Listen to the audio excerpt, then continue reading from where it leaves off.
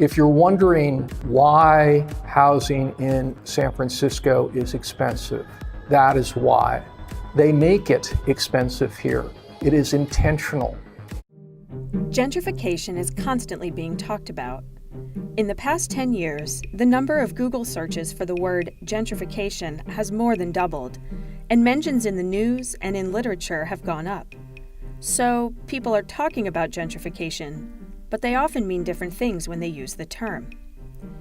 Gentrification is a process of neighborhood change that includes economic change in a historically disinvested neighborhood by means of real estate investment and new, higher-income residents moving in, as well as demographic change, not only in terms of income level, but also in terms of changes in the education level or racial makeup of residents.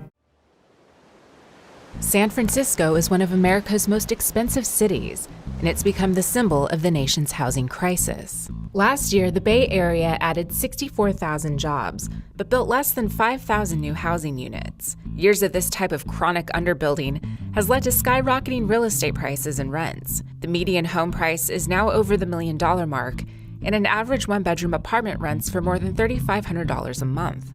I got priced out. I moved, couldn't afford the rents. If so many people are getting priced out of a market that doesn't have enough housing, why not just build more housing? It seems like a simple idea, one so obvious that free market libertarians and regulation-friendly progressives agree on it. So why can't San Francisco get it done? Some people blame the NIMBYs. NIMBY, short for Not in My Backyard, are people who oppose new development in their neighborhood. NIMBYs are often derided in San Francisco for holding up or derailing high-density housing that could alleviate the housing shortage that has driven up housing costs. NIMBYs have consistently supported restrictive zoning codes and building regulations that make building new housing a chore. But these NIMBYs contend that the private market doesn't work. The private market will not provide the housing needed for the majority of residents in San Francisco. Economics folks are saying over and over supply and demand. It doesn't really apply here. It's not really working. Let's try something else. This is the playbook that they use with everybody. Tillman says he's seen numerous other projects stymied, no matter how small the developer. There was a 4-unit project at 792 Cap Street that literally went through half a dozen planning commission hearings. The project sponsor was a man named Lucas Eastwood, who is a full-blooded Native American and grew up on a reservation. He employs predominantly Hispanic building crew, and still he was delayed and harassed. At Tillman's hearing, Ronan and the other supervisors didn't object to any aspect of his existing application, but they found a new issue that in the over 4-year process hadn't yet been raised. In terms of shadows, they denied the project because it cast a partial shadow on an adjacent schoolyard. We need another study done so that way we can confirm that these children will be able to live and play and develop in the sunlight. The building would cast a shadow over this playground in the early morning, and as you can see, it's already shaded by a number of mature trees. When the choice between expedited development and the health and safety of a child's life, the answer should be a no-brainer. let's be honest about, this is about getting top dollar for a piece of property. Mr. Tillman is exploiting the process for his own personal gain. If you're wondering why housing in San Francisco is expensive, that is why. They make it expensive here. It is intentional. The number of street people has grown most every year. One reason is that even if some of these people wanted to get off the street to rent an apartment, there aren't many apartments available. Most of San Francisco looks like this. 3-story buildings, maybe 2 apartments per building. You can't add on to that. It's illegal. Because of that, housing that exists costs a fortune. This doesn't look like an expensive neighborhood, but these houses sell for millions of dollars? Millions of dollars. What if I come in and I bought this property and I want to put up an apartment building that would house a bunch of people? Yeah, too bad. Laura Foote's nonprofit runs ads that try to convince residents to allow bigger buildings, to say, YIMBY, yes, in my backyard. But good luck with that. Even in liberal San Francisco, people don't want that. I would hate it. I would hate it. I think it'd be really congested. Where will people live? I'm not sure. You're a builder, go build stuff. Let me build. John Dennis has been trying to replace this grimy old building. This has been a defunct meatpacking plant. It's been empty for at least 15 years. He wants to turn this into this, which would house 60 people. But it's taken 4 years just to get permission to build.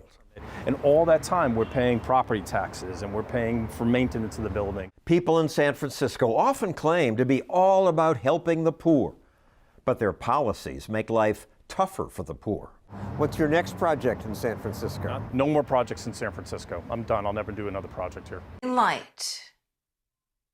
Nobody's super happy. Jim Filiu and his neighbors have been fighting to stop a housing project that would double the occupancy of an old apartment building on their block of Irving Street, making it higher, and also take away parking. This project clearly didn't meet the standards. Despite complaints from more than 100 neighbors, planning commissioners approved adding a 4th floor to the project last week with some minor modifications. Building more housing for techies, I don't think is a priority because they can have the pick of the litter. Nearby on Judah Street, residents appealed a proposal to build a 5-story apartment building on the site of this old automotive repair shop, calling the design toxic and pre-apocalyptic.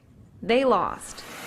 And down the street on Lawton, a developer wants to turn an abandoned gas station into a 41-unit building. But some residents say all of the fighting over affordability and density is just wasting time. We've passed a lot of incentive programs like Home SF and the state density bonus to try and get more housing built on the west side. But there's still this awful process that takes years and years to get anything approved, and where we allow any neighbor to say, sorry, this doesn't belong here. He says tiny studios would fit the bill for a lot of people, even at market rate. We need more family housing, but we also need more studios. We need something for everything. We need more of everything. We're trying to house people. We're trying to find a safe place for someone to put their head at night and close the door. I mean, I'm just going to call a spade here. This kind of privileged, rich, owner opposition is exactly what has prevented housing, especially on the west side. And that's what's always presented the difficulties to providing affordable housing. The biggest obstacle to creating more housing anywhere in the Bay Area is resistance from neighbors. I have heard every reason under the sun as to why we wish it would be built someplace else. And that has been the reason that we have the crisis that we have. Meanwhile, on Irving Street, the fight over the old apartment building has escalated. VEET has now submitted new plans for a 4th floor with 8 more bedrooms that neighbors say is going to obstruct ocean views. We're driving the speed limit. We're in a 40x height district. That means we're allowed to go up to 40 feet. And we're only at 30 feet. Yes, it is dense, but my question would be, when you want to tackle the housing crisis, how are we going to do that without densifying?